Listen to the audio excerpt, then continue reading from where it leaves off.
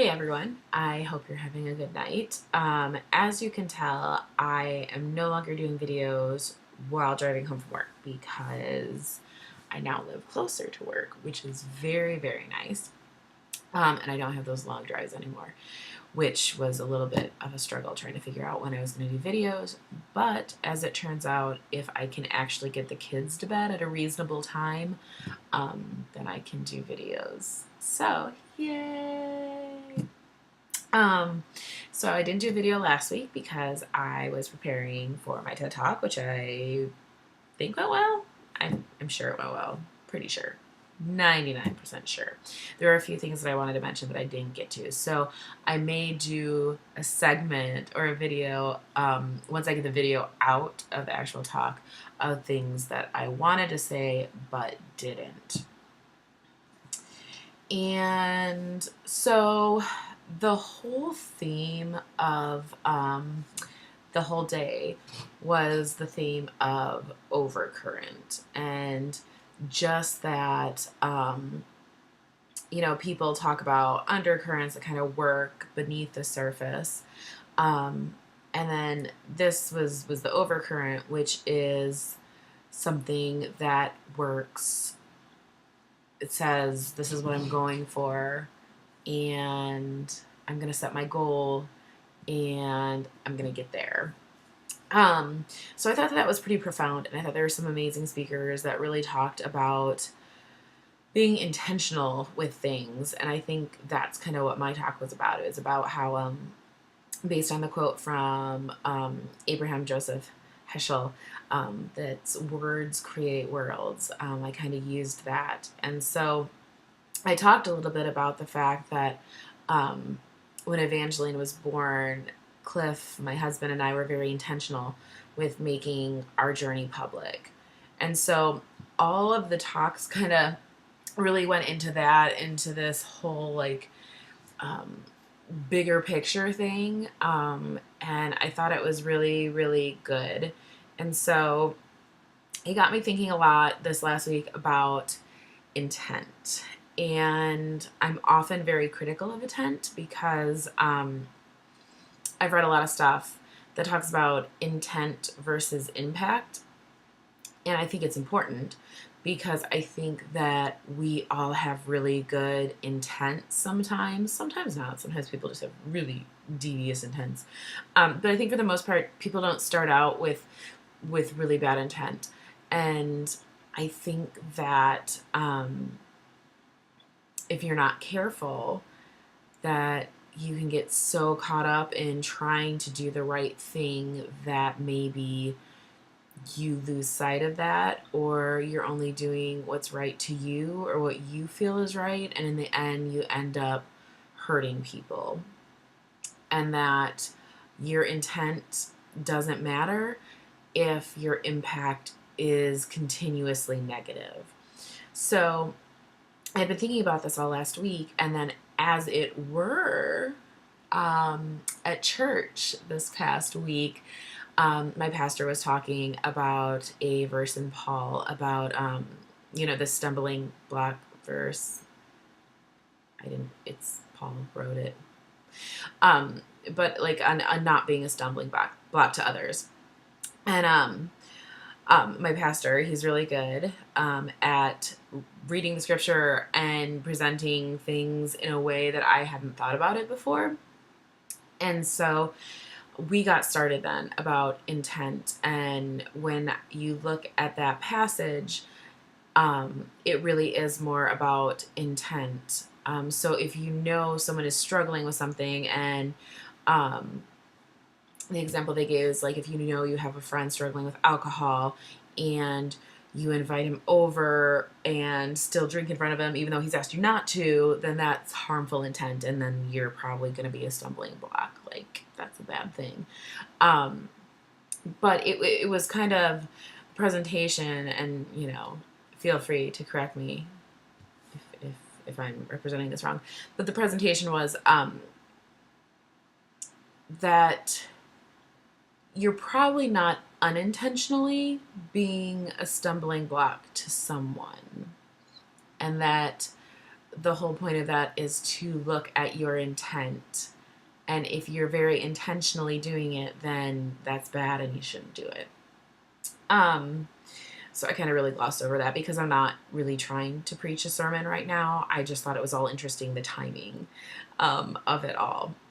And it really got me thinking, because I really get stuck on if your impact's bad, screw your intent.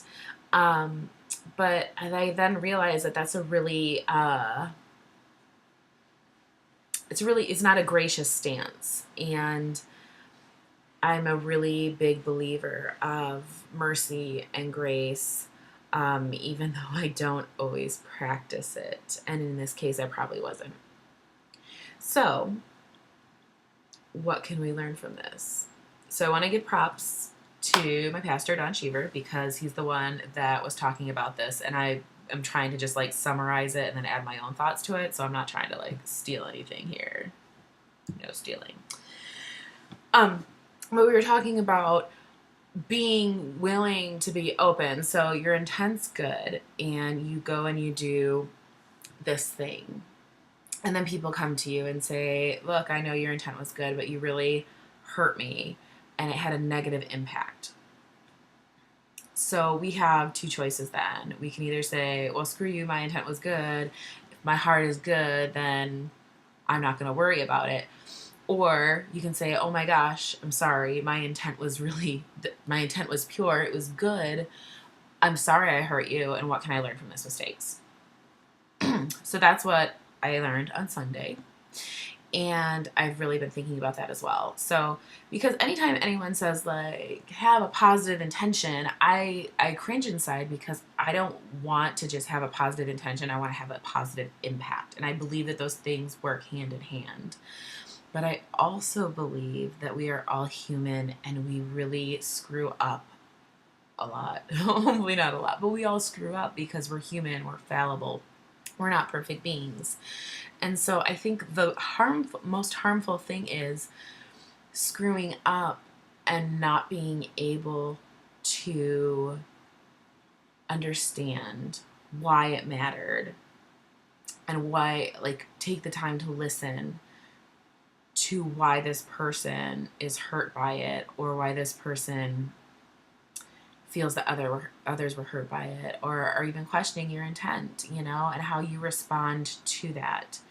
I think it's really interesting how, as humans, it's really hard to introduce new information into our belief systems once we already have a structured system. So I think I grew up in a very black and white, this or that, it's option one or option two. There's no in between. And that's the type of home I grew up with. And I'm not saying I grew up in a bad home at all, but I operate in a whole lot of gray. And I think that not everything is as cut and dry as we like to make it seem. And there's room to listen and hear people out and talk about intent versus impact. It's been all over social media lately. I just need to stay away because no one ever.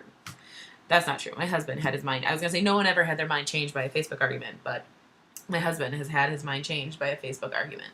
So one person has, at least that I know of. But I'm really not all about arguing. I try and state some facts, and I am usually incapable of staying logical and not getting emotional, and I know that about myself, so I usually bow out at the point where I'm like, I'm getting really emotional here, and it doesn't work. Emotional arguing on Facebook does not work. So that being said, there is an issue going around right now, and I don't even need to mention it because you probably know it, or there's another issue that this is going to be absolutely pertinent to. Oh, hey guys.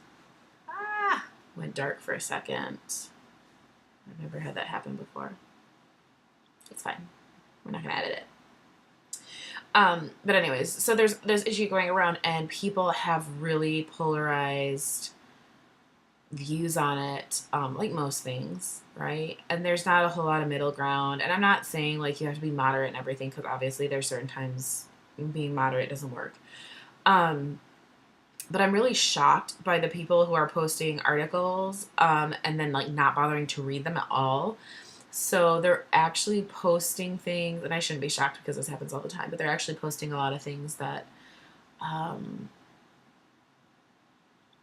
not as controversial as they think. Like, had they read the article, they would have understood that. Um, but anyways, if we can stop being offended for a second and maybe have a conversation about it, and that means I need to stop getting offended when people's views differ from mine, or maybe take the time to be willing to listen, because the subject seems really clear to me. And so I actually get a little worried when things like are super cut and dry, because I feel like maybe I'm missing something, because I don't think anything's really like super cut and dry. That could be something for another time, trust me. But anyways, I think conversations need to be had, and I think finding a way to do that without being hurt and offended and defensive. So I had a work meeting the other day, and I went in to discuss something that was going wrong, and not to lay blame, but I like really just wanted to find solutions. Like, I wanted some teamwork, I wanted us to all work together, and that was very short-lived because I went into this meeting and everyone was already on the defensive. They were there to tell me what wasn't their fault, which I never assumed anything was their fault. I just literally wanted to say, hey, let's problem solve, teamwork, woo. But they weren't ready for that, and people got defensive. So somewhere in the middle, we need to find a way to approach things in a non-threatening manner. But I don't know how to do that all the time, and I don't have answers. I just have babbling. That's what I'm good at. But I feel like there has to be a way. But I also feel like people are really threatened by a lot of things that they don't need to be threatened by. That was very vague. Very vague. Vague booking, if you will. These are my thoughts for tonight, guys. Intent, impact, how we relate to one another, and how we get anywhere in a very, very polarized society right now. And I just can't figure out. I just don't know. And it's really frustrating for me. Just as a person who appreciates dialogue and wants to have that open, and I get really frustrated when there's just no movement whatsoever because we're too busy fighting. And I don't think that can happen either. But I also know some things just can't be overlooked. So if anyone figures out any good solution on dealing with life and all of the world's problems today, please let me know. I would appreciate that. And yeah, that's it for tonight. Thanks everyone for watching and liking and sharing and all that jazz. I really appreciate all the comments I get, and I would love to keep them coming. Feel free to share my videos. There's a lot of technical difficulties that typically happen, and umming and me trying to figure out what I'm actually saying. But it's honest. And it's true. So, it's my truth. You know, like, I'm not just, like, sitting here bullshitting you. That's basically what I'm saying. I'm not saying everything I say is true. That would be nice. Have a good night, everyone.